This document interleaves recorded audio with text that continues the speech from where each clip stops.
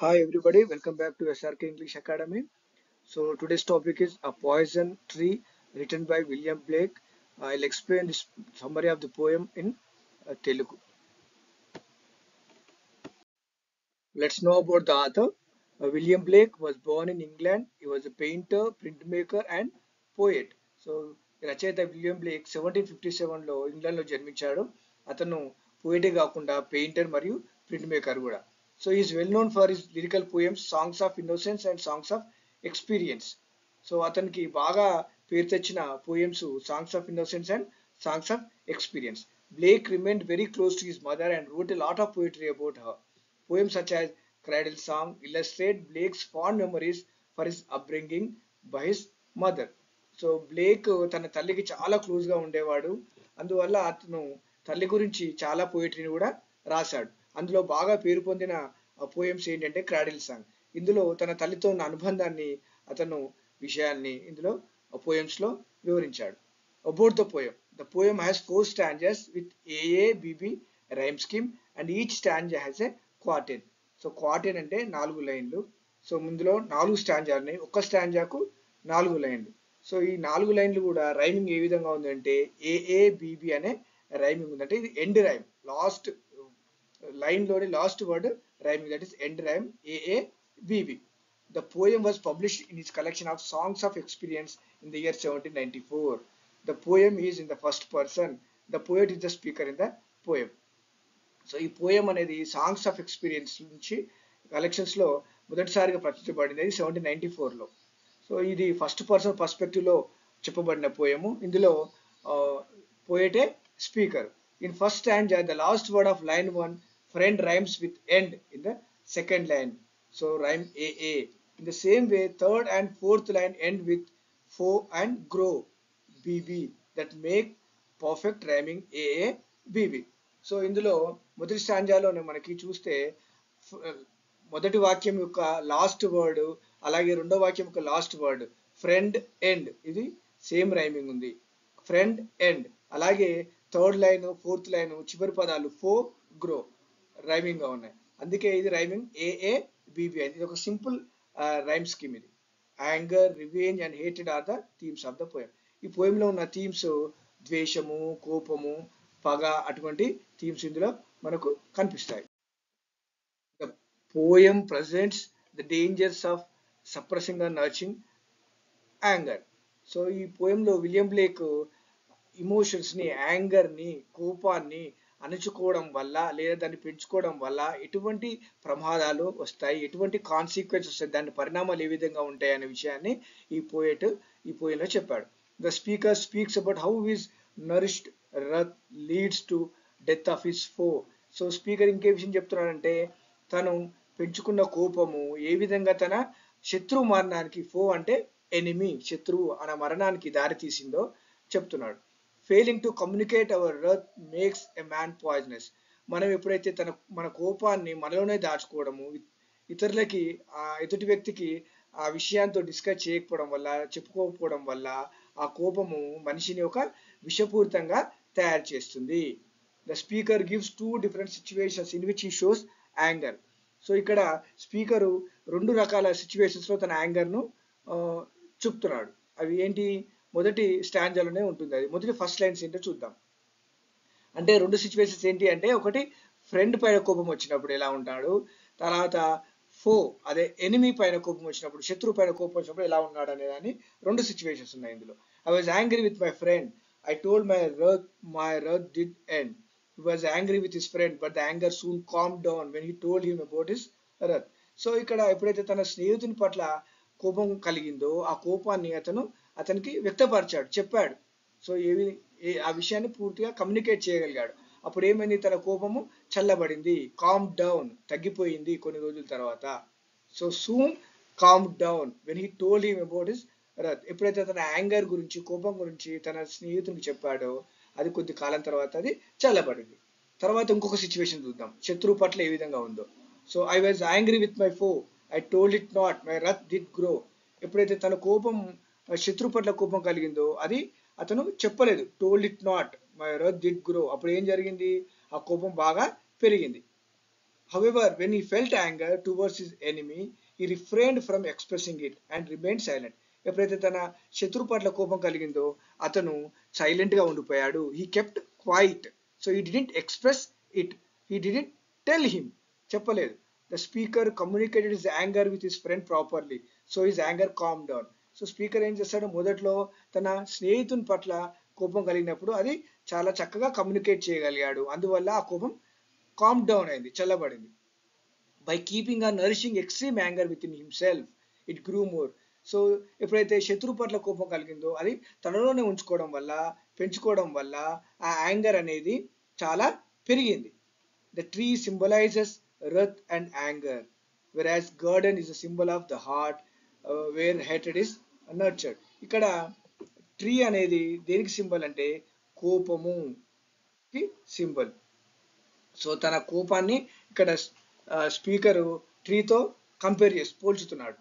So ఎట్లయితే రోజు చెట్టు పెరిగిందో అలాగే తన కోపం కూడా పెరిగింది.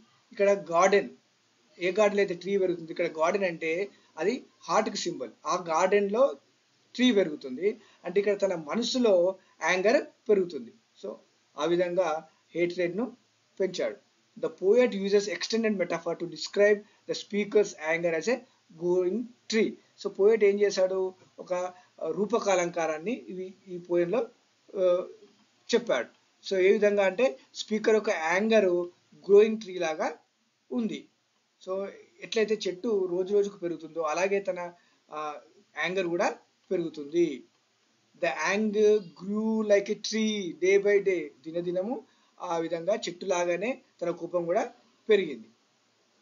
He watered the tree or anger in his gardener mind, thinking and crying about his enemy day and night.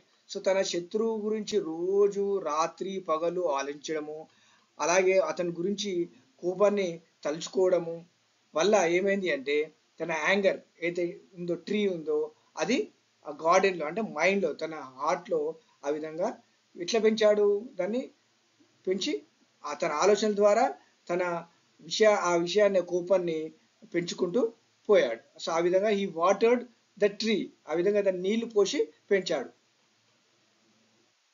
The speaker cultivated the tree anger. So మనం ముందే చెప్పుకున్నాము, ట్రీ అనేది మనకు మెటాఫర్గా వాడబడింది. సో అది మనం యాంగర్. సో ఇక్కడ స్పీకరు ఆ tree anger అనే చెట్టును, కోపం అనే చెట్టును పెంచి పోషించాడు, మంచిగా కల్టివేట్ చేశాడు. He also nurtured false satiric smiles. So మోసపూరితమైన నవ్వును కూడా ప్రదర్శించడము, ఆ విధంగా దాన్ని పెంచుకున్నాడు. The tree bore a poisonous bright apple fruit. So కొంతకాలం తర్వాత చెట్టు పెరిగిన తర్వాత అది ఒక విషపూరితమైన పాయిజనస్ బ్రైట్ యాపిల్, ఒక షైనీ యాపిల్ ఫ్రూట్ను ఇచ్చింది. So the Apple shine serves to lure the enemy. So ఆ మెరుస్తున్న ఆ షైనీ యాపిల్ ఏదైతే ఉందో, ఆ బ్రైట్ యాపిల్ ఉందో అది ఎనిమి, తన శత్రువును అది ఆకర్షించడానికి పనిచేసింది. Even with the knowledge that it is the speaker's property, the enemy steals it from his garden. So ఆ యాపిల్ అనేది, ఆ చెట్టుకున్న యాపిల్ అనేది తన స్పీకర్ యొక్క ప్రాపర్టీ అని తెలిసి కూడా ఆ ఎనిమి దొంగతనంగా ఆ గార్డెన్లోకి ప్రవేశించి దాన్ని దొంగిలిస్తాడు, యాపిల్ని దొంగిలిస్తాడు. సో ఇది ఈ ఉదంతం చూస్తే మనకి ఏం తెలుస్తుందంటే, in Genesis the apple is the forbidden fruit. మనకు తెలుసు అది ఓల్డ్ టెస్టమెంట్లో అంటే ఆది కాండంలో, పాత గ్రంథంలో, క్రిస్టియన్స్ యొక్క పాత గ్రంథములో జెనిసిస్ అంటే ఈ ప్రపంచ పుట్టుక గురించి ఉంటుంది. అందులో మనకి యాపిల్ అనే ఫ్రూట్ అనేది ఒక ఫోర్బిడెన్ ఫ్రూట్, అది నిషేధ ఫలం, అది తినకూడదని గాడ్ చెప్పినా కూడా Eve was tempted by the apple despite the divine warning against. So God అది తినకూడదని చెప్పిన తర్వాత కూడా ఈవ్ టెంప్ట్ అయ్యి యాపిల్ తినడం వల్ల ఆ సిన్ అనేది మొదలైంది. అదే ఉదంతం మనకి ఇక్కడ కనిపిస్తుంది. At night the enemy crept stealthily into his garden to steal it. So రాత్రి ఆ శత్రువు దొంగతనంగా ఆ గార్డెన్లోకి ప్రవేశించి ఆ యాపిల్ను, ఆ షైనీ యాపిల్ను దాన్ని దొంగిలిస్తాడు. So the next morning the speaker is happy to see his enemy lying dead under the tree. సో తెల్లవారు మరుసటి రోజు తెల్లవారు స్పీకర్ ఆ ఎనిమి ఆ చెట్టు కింద పడి ఉండడాన్ని చూసి సంతోషిస్తాడు. He was glad to see his enemy lying dead under the tree. So చచ్చి పడి ఉండేవాడిని అతను చూసి సంతోషిస్తాడు. So his enemy died eating the poisonous fruit. So ఆ షైనీ ఆ బ్రైట్ యాపిల్ను ఆ ఎనిమి తినడం వల్ల అతను చనిపోయాడు. అది పాయిజనస్ ఫ్రూట్. ఆ పాయిజనస్ ఎలా తయారైంది అంటే ఇతని యాంగర్తో అతను ఆ చెట్టును పెంచి పోషించడం వల్ల అది ఆ ఫ్రూట్ పాయిజనస్ అయింది. So the poet asserts that suppressing or holding our anger only intensifies it. So poet ఏం చెప్తున్నాడంటే మనము మన కోపాన్ని అణుచుకోవడము దాచుకోవడం వల్ల అలాగే పట్టి ఉంచడం వల్ల దాన్ని పెంచుకోవడం వల్ల అది బాగా తీవ్రమవుతుంది, ఇంటెన్సిఫై అవుతుంది.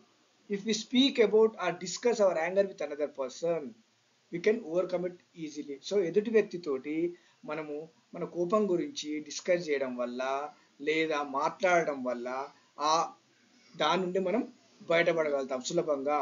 అప్పుడు మన కోపం చల్లారుతుంది అని పోయెట్ చెప్తున్నాడు. The poet వార్న్స్ the readers about the consequences of suppressing emotions. Poet మనకి ఏం హెచ్చరిస్తున్నాడు అంటే సో మనం ఎప్పుడైతే ఇమోషన్స్ని బాగా సప్రెస్ చేస్తామో దానివల్ల కొన్ని దుష్ఫలితాలు దుష్పరిణామాలు కలుగుతాయని హెచ్చరిస్తున్నాడు. ఇక్కడ కూడా అంతే. ఇక్కడ స్పీకర్ ఏం చేశాడు, తను కోపాన్ని ఆ విధంగానే దాచుకోవడము, అతనికి తన శత్రువుకు చెప్పకపోవడం వల్ల అది దినదినంగా ఒక చెట్టుగా మారి ఆ చెట్టును ఇతను తన థింకింగ్ ఆలోచనలతో క్రయింగ్తో రాత్రి పగళ్ళ ఆలోచనలతో దాన్ని పెంచి పోషించడం వల్ల అది ఒక పాయిజనస్ ఫ్రూట్ని ఇచ్చింది. ఆ పాయిజనస్ ఫ్రూట్ని ఇతని శత్రువు తినడం వల్ల అతను చచ్చి పడిపోయాడు చెట్టు కింద. సో ఈ విధంగా పోయిట్ మనకి అటువంటి ఇమోషన్స్ని యాంగర్ని మనము ఆ లోపలనే దాచుకోవడం ఇతరులతో ఆ ఎదుటి వ్యక్తితో మాట్లాడడం వల్ల ఆ కోపాన్ని తగ్గించుకోవచ్చు అనే విషయాన్ని మనకు చెప్పాడు.